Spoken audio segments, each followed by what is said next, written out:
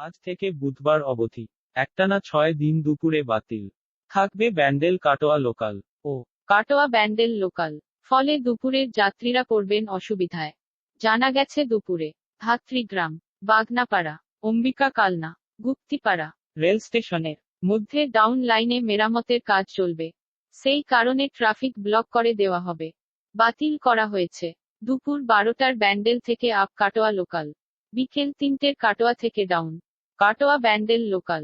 নিয়ন্ত্রণ করা হবে বিকেলের ডাউন কাটোয়া হাওড়া লোকালকেও।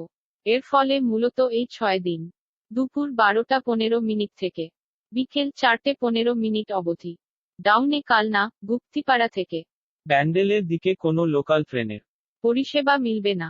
এই সময়ে যারা জিরাট ও অম্বিকা কালনায় পুজো শপিং করতে যান, বিশেষত তারা ট্রেন না মেলায় পড়েছেন ভীষণ অসুবিধায়।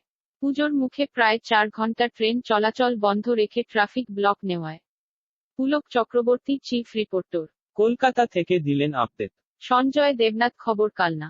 সমীর ভর, খবর Balagarh. Chiranjeev Chatterjee, associate editor, Sky News India.